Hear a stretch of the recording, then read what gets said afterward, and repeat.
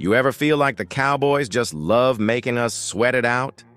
I mean, look at Mark out there, literally dripping with sweat, running around trying to beat the rain while talking about Micah Parsons' mega contract. It's kind of fitting, right? Because waiting on the Cowboys to get these deals done is exactly like standing outside watching the storm clouds roll in.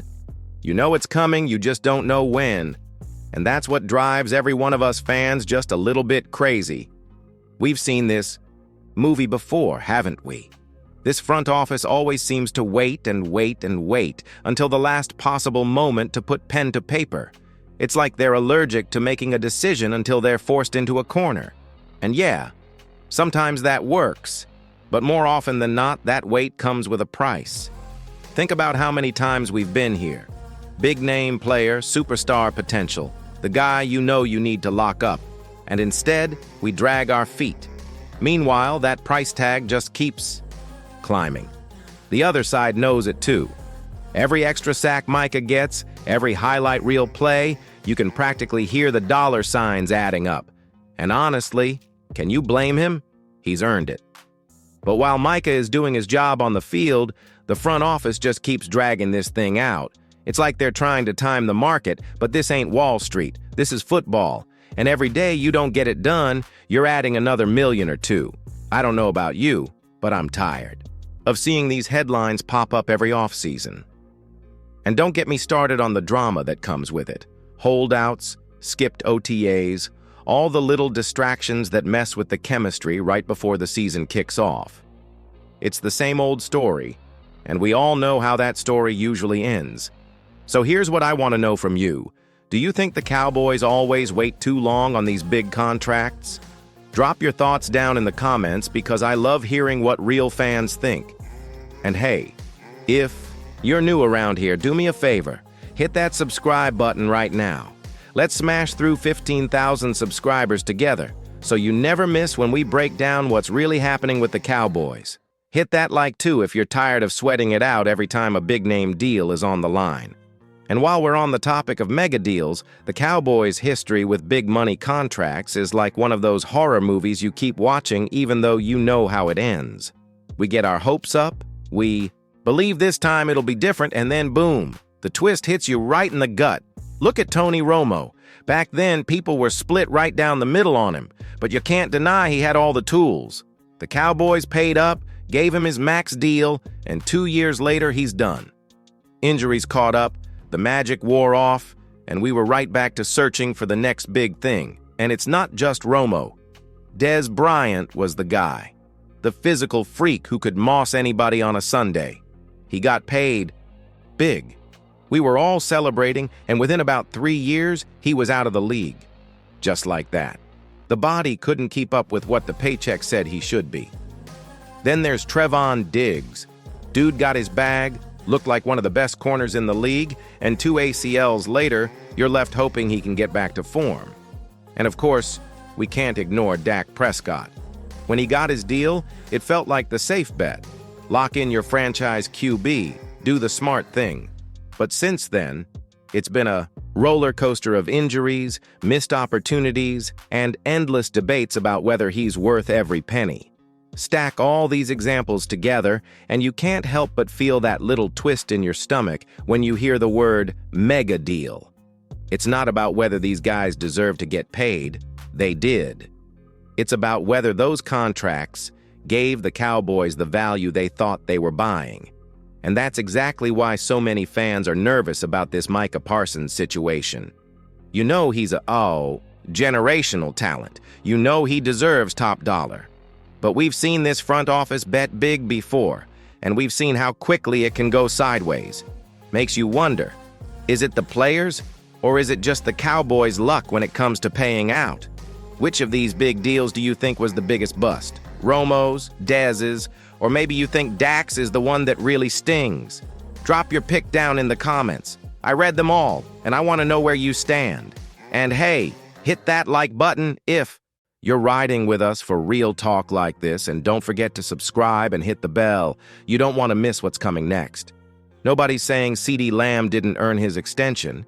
He's one of the best receivers we've had in years, period. But what happens the moment that ink dries? Contract disputes, holdouts, and boom, the guy skips OTAs and half of training camp. No practice, no real reps with the offense, no time to tune up for the season. Then the season hits, and guess what? Injuries. Now, I'm not saying CeeDee's contract is a bust. Far from it. He's still that dude. But when you've got a big chunk of your cap tied up in one player, the smallest setback feels huge. You'd think by now the front office would have learned that practice time, especially for your stars, is non-negotiable. These guys need to be out there building chemistry, staying sharp, getting those reps in before the bullets start flying in the regular season. It makes you wonder, what's worse? Overpaying for a guy who then gets banged up? Or dragging out the contract talks so long that you lose valuable prep time? Either way, it ends up hurting the team when the games actually count. The margin for error in this league is razor thin. One tweak, one missed week of practice, and you're chasing your own tail all season long. And we, as fans, are the ones stuck watching the same old what-ifs play out year after year. So here's my question for you. Do you think players skipping OTAs and camp because of contract disputes messes up the whole team vibe? Or is it just part of the business and they'll be fine when the lights come on? Let me know down in the comments. And if you're still with me, smash that subscribe button because we're closing in on that big 15,000 milestone. Hit the like too if you agree the Cowboys can't afford to waste a single day of practice, not with the competition in the NFC. Now, here's where things get spicy. What if, and I mean what if, the Cowboys actually picked up the phone and said, "Hey, we're willing to listen to offers for Micah Parsons." Sounds crazy, right? But think about it for a second. Micah is a game changer, no question. He's the kind of guy every offensive coordinator spends the week trying to figure out. But with that comes leverage.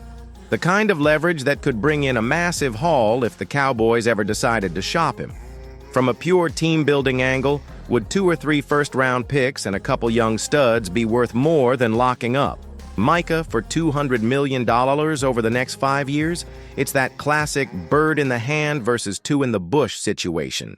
You keep Micah and you know exactly what you're getting. An all-pro who can wreck a game on his own. Or you trade him, roll the dice, and hope you land the next Micah plus a few extra pieces. But then you look at teams like Washington back when they were the Redskins.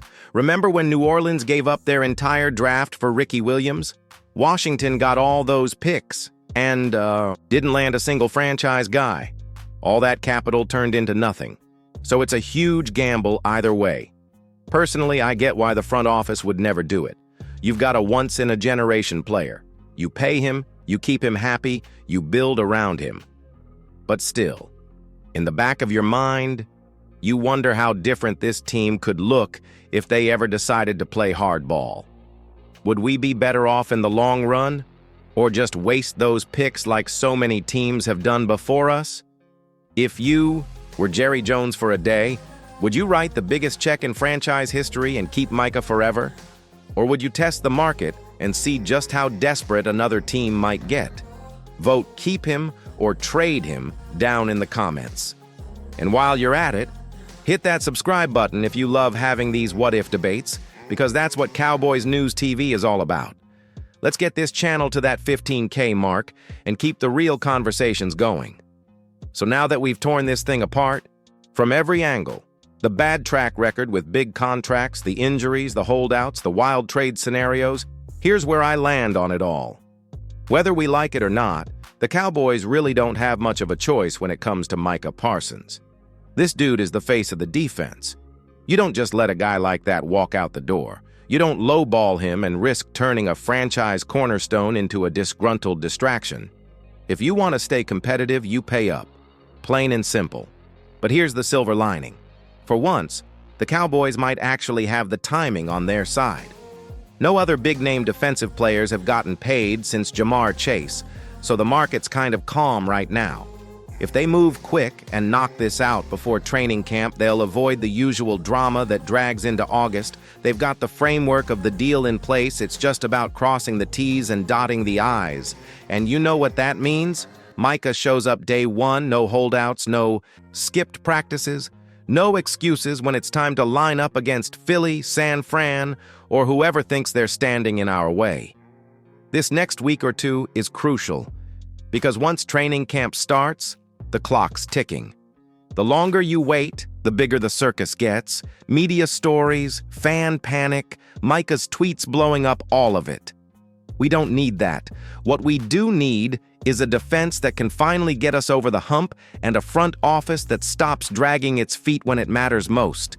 So let's see if they get it done. Do you think they'll sign Micah before camp kicks off, or are we about to watch this thing drag on all the way into preseason? Drop your answer in the comments, because you know I'll be right there with you reading every single one. And hey, if you've enjoyed hanging out for this deep dive, help me out. Hit that like button and subscribe to Cowboys News TV so we can smash that 15,000 subscriber goal together.